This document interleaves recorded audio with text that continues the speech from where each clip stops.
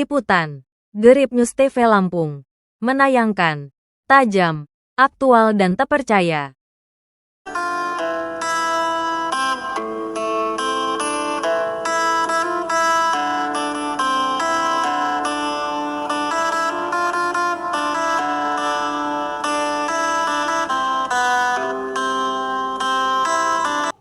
Sidang si Pengadilan Tulang Bawang ke-8 terkait Maryani ditahan BB Siluman sudah sampai sidang pledoi. Bandar Lampung, Gerip News TV Lampung.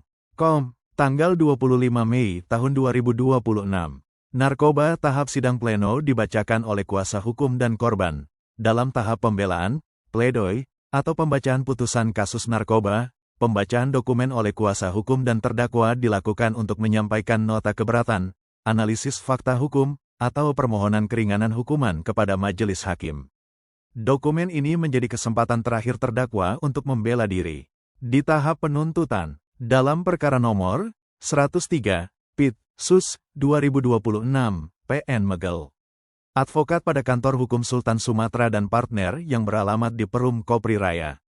Kec Sukarame, Kota Bandar Lampung, Provinsi Lampung. 1. M. Hidayat Tri Ansori, SH. CLE. 2. Ihsan Teja Nugraha WMP, SH3, Arif Hidayatullah, SH, MH4, Muhammad Fahmi Nilwansyah, SH5, Joni Satria Mega, SH. Adalah penasehat hukum dari terdakwa dengan identitas di bawah ini, berdasarkan surat kuasa tertanggal tanggal 22 April tahun 2025. Nama, Maryani binti Yulidar. Tempat tanggal lahir, Tulang Bawang, tanggal 12 Agustus tahun 1994.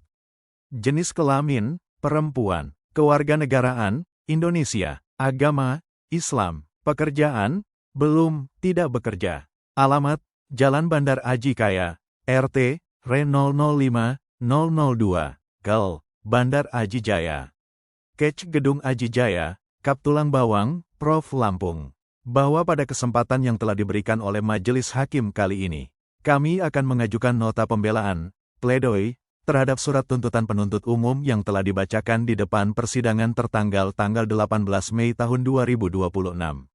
Di tahap penuntutan, penuntut umum menuntut terdakwa terbukti atas melanggar pada pasal 609 ayat 1, huruf A Undang-Undang RI Nomor 1 Tahun 2023 tentang KUHP Jo Undang-Undang RI Tahun 2026 tentang penyesuaian pidana mengatur tentang tindak pidana terkait narkotika dan psikotropika dan menuntut terdakwa dengan dijatuhi hukuman 3 tahun dan pidana denda sebesar Rp. 800 juta rupiah, dengan ketentuan apabila tidak dibayar pidana denda tersebut diganti dengan penjara 170 hari dikurangi selama terdakwa berada dalam tahanan. Membaca surat tuntutan jaksa penuntut umum dengan teliti dan seksama berdasarkan pada fakta-fakta yang terungkap di persidangan. Kami menyatakan tidak sependapat dengan tuntutan jaksa penuntut umum tersebut, karena tuntutannya banyak yang tidak didasarkan pada fakta-fakta yang terungkap dalam persidangan dan terkesan terlalu memaksakan.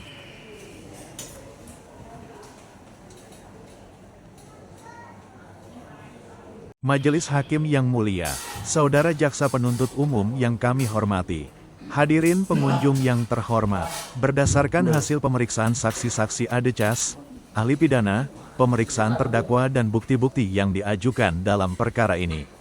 Kami selalu penasehat hukum dari terdakwa berkewajiban mengemukakan apa yang benar dan apa yang salah, apa yang masuk akal dan apa yang tidak masuk akal. Karena dengan demikianlah kebenaran baru dapat terungkap dalam persidangan yang terhormat ini. Dalam penegakan hukum, tujuan kita bersama baik majelis hakim yang mulia, penuntut umum, serta kami selaku penasehat hukum terdakwa adalah sama, yaitu sama-sama mencari kebenaran yang sejati dalam perkara ini. Keterangan saksi penangkapan dan verbalisan. 1. Yohan Febrianti, SH anggota Polres Menggala. 2. Denis Andrean, anggota Polres Menggala. 3. Rahmat, anggota Polres Menggala. Saksi menerangkan mereka tidak kenal dengan terdakwa. Awal Unafkawan mendapat informasi dari warga, bahwa di rumah di Kampung Dwi warga tinggal Jaya. Kec Banjar Agung, Kap Tulang Bawang, terjadi tempat transaksi narkoba. 1 bulan sebelum penangkapan saksi menaruh informan di wilayah rumah di Dwi Warga Tunggal. Saksi menerangkan mendapat dari informannya bahwa terjadi di rumah itu transaksi jual beli narkotika yang mana ciri-cirinya perempuan. Saksi menerangkan bahwa sudah mendapat informasi dari informannya kemudian pada hari Sabtu tanggal 11 Oktober tahun 2025. Saksi dan rekan-rekan segera menuju lokasi yang berada di Kampung Dwi Warga Tunggal Jaya, Kec, Banjar Agung, Kap, Tulang Bawang. Saksi tiba di lokasi pukul 14 WIB. Saksi langsung masuk rumah bersama rekannya. Saksi menerangkan pertama kali menggeledah di kamar di mana barang bukti ditemukan. Namun pada saat penggeledahan pertama tidak ditemukan narkotika jenis sabu tersebut. Saksi menerangkan penemuan barang bukti narkotika jenis sabu tersebut pada saat penggeledahan kedua. Saksi menjelaskan pada saat penggeledahan posisi terdakwa berada di pintu kamar dengan posisi pencahayaan kamar yang gelap tidak ada cahaya lampu. Saksi menerangkan pada saat penggeledahan tidak melibatkan aparatur desa selaku pejabat yang mempunyai kewenangan di wilayah tersebut. Saksi menerangkan pada saat menemukan barang bukti jenis narkoba terdakwa mengetahui keberadaan barang tersebut dan tidak tahu barang tersebut kepemilikan siapa. Saksi menerangkan rekan-rekan menanyakan kepada terdakwa Maryani milik siapa barang tersebut. Maryani mengatakan bahwa dirinya tidak mengetahui terkait milik siapa barang tersebut. Saksi menerangkan terkait ada seorang laki-laki tukang galon yang ikut juga diamankan dan dibawa pihak kepolisian. Saksi menerangkan selanjutnya saya dan rekan-rekan membawa Maryani dan barang bukti tersebut ke Polres Tulang Bawang untuk dilakukan pemeriksaan.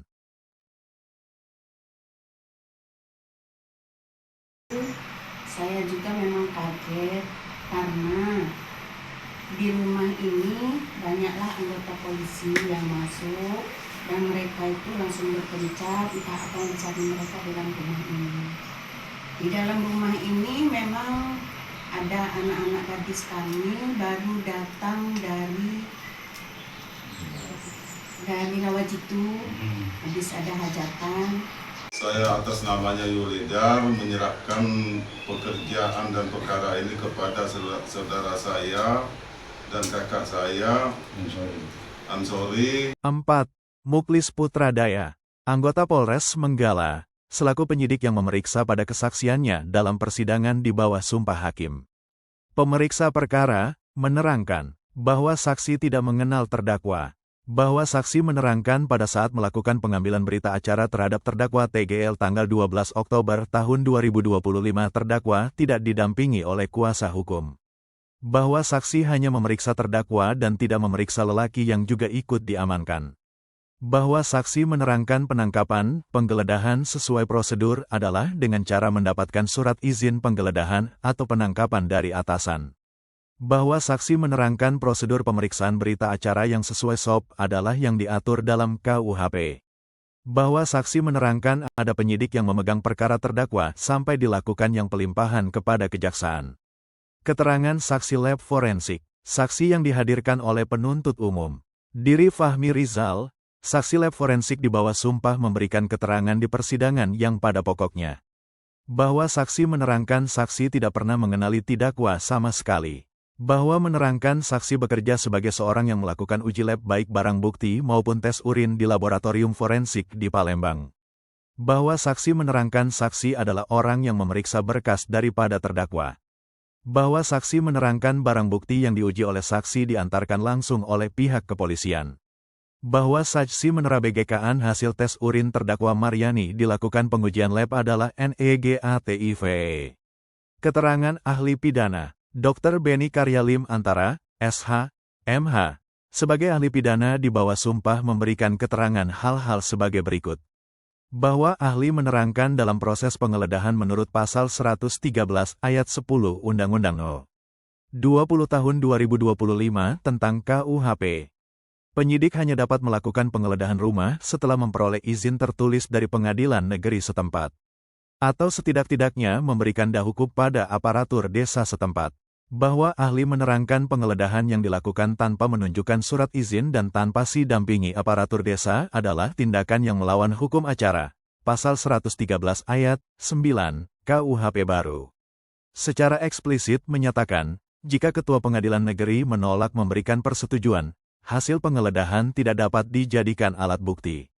Jika penggeledahan dilakukan tanpa izin sama sekali apalagi tidak pernah dimintakan persetujuan, maka statusnya lebih fatal lagi, artinya penggeledahan itu tidak sah dan melawan hukum.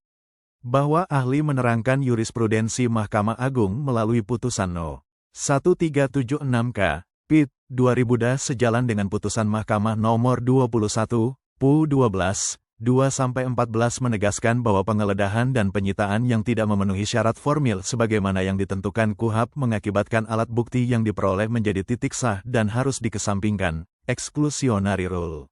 Artinya barang bukti yang diketemukan dari prosedur yang cacatnya hukum tidak dapat diterima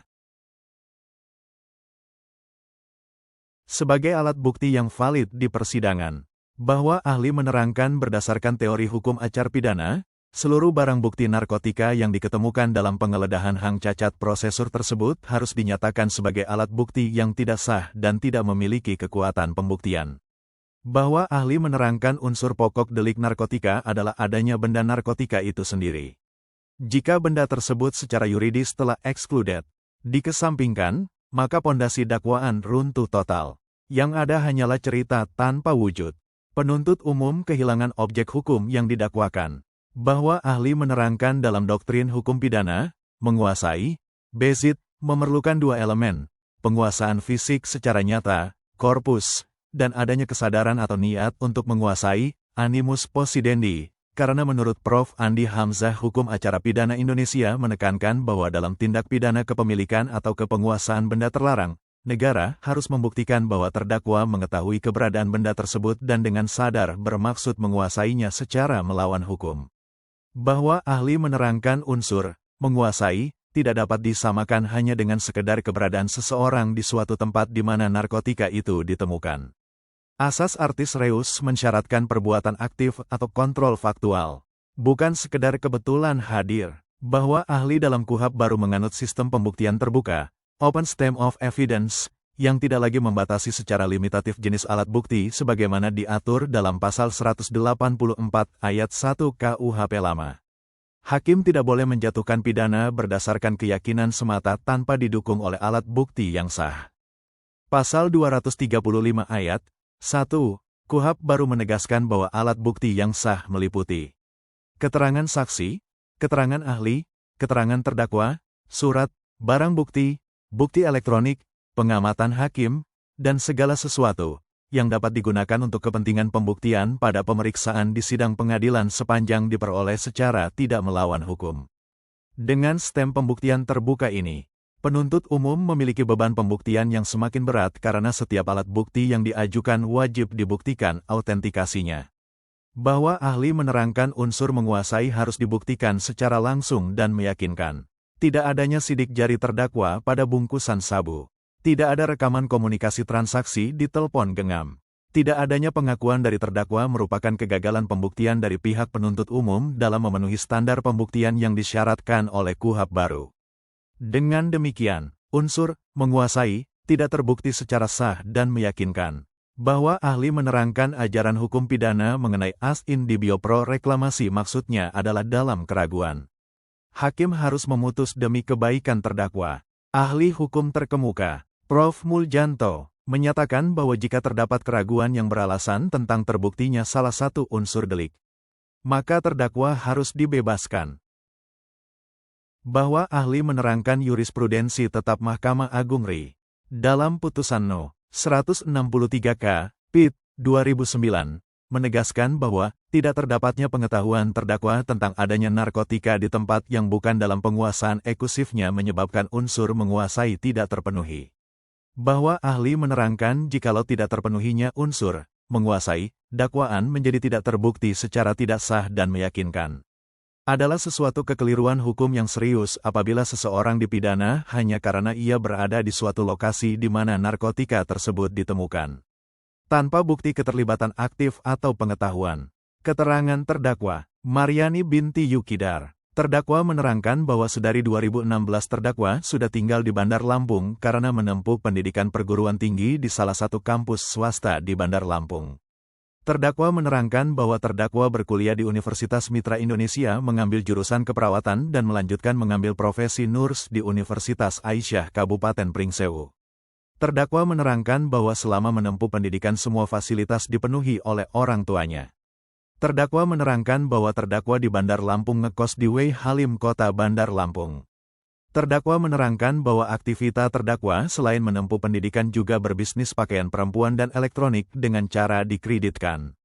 Terdakwa menerangkan bahwa terdakwa tidak pernah sama sekali pulang ke rumah yang berada di Dwi Warga tinggal sedari tahun 2016. Terdakwa menerangkan bahwa kalaupun terdakwa pulang ke Tulang Bawang, terdakwa pulang ke rumah yang berada di Rawajitu dikarenakan keluarganya sudah pindah semua ke Rawajitu. Terdakwa menerangkan bahwa rumah yang berada di Dwi Warga tinggal dikontrakan oleh orang tuanya pada tahun 2022 sampai bulan Mei tahun 2025. Terdakwa menerangkan bahwa pada tanggal 3 Oktober tahun 2025 terdakwa bersama adiknya, saksi Eliana, pulang ke rumah Tulang Bawang yang berada di Rawajitu dari Bandar Lampung menggunakan motor dengan maksud ada pestaan keluarga di sana. Terdakwa menerangkan bahwa selesai melaksanakan pesta keluarga, pada tanggal 10 Oktober tahun 2025 terdakwa bersama adiknya Eliana menuju rumah yang berlokasi di Dwi Warga Tungga dengan maksud untuk merapihkan dan membersihkan rumah tersebut dikarenakan ingin ditempati oleh adiknya yang bernama Emilia karena sekolah yang berdekatan dengan rumah tersebut. Terdakwa menerangkan sesampainya di rumah yang berlokasi di Dwi Warga tinggal terdakwa dan saksi Eliana membersihkan rumah tersebut dengan disapu dan dipel. Terdakwa menerangkan bahwa pada tanggal 11 Oktober tahun 2025 pada saat terdakwa bersama adik-adiknya, Eliana, Maya dan Emilia, dan ponakan bersantai di ruang tamu sekira pukul 14 waktu Indonesia Barat datanglah pihak kepolisian 3 mobil yang mau melakukan penggeledahan.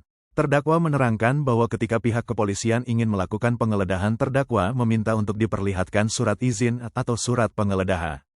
Saya penuntut umum, mana oknum jaksa Galan sama kasih pidum yang diduga jual beli pasal. Sampai hari ini belum kelihatan. Gimana tanggapannya Pak Jaksa? Terkait oknum kasih pidum yang diduga jual pasal. Gimana Pak tanggapannya penuntut umum? Terdakwa menerangkan bahwa terdakwa tetap meminta untuk ditunjukkan surat perintah penggeledahannya, namun pihak kepolisian tetap tidak menunjukkan dan memerintahkan rekan-rekan lainnya untuk melakukan penggeledahan.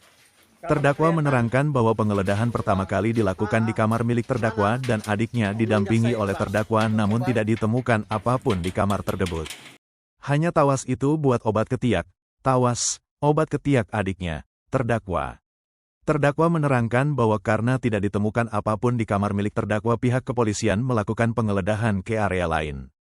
Terdakwa menerangkan pada saat pihak kepolisian dan rekan-rekan melakukan penggeledahan ke area lain, ada beberapa polisi yang kembali masuk ke kamar yang sudah digeledah pertama. Tanpa didampingi oleh pemilik rumah dan terdakwa. Terdakwa menerangkan pada saat terdakwa dan penghuni rumah lainnya sedang sibuk mendampingi penggeledah di area lain, tiba-tiba ada seorang polisi yang bernama Rahmat berteriak, "Nah ini ketemu. Ini punya siapa ngaku? Kalau tidak ngaku saya tembak semua yang ada di sini." Terdakwa menerangkan bahwa pada saat ditemukannya barang bukti tersebut, terdakwa sama sekali menyangkal dan tidak mengetahui keberadaan barang tersebut dan tidak tahu itu kepemilikan dari siapa. Terdakwa menerangkan bahwa pihak kepolisian menanyakan, "Ini kamar siapa?" Dijawab oleh terdakwa, "Ini dulu kamar saya bersama dengan adik saya." Kemudian pihak kepolisian menjawab, "Ya sudah ini saja yang dibawa."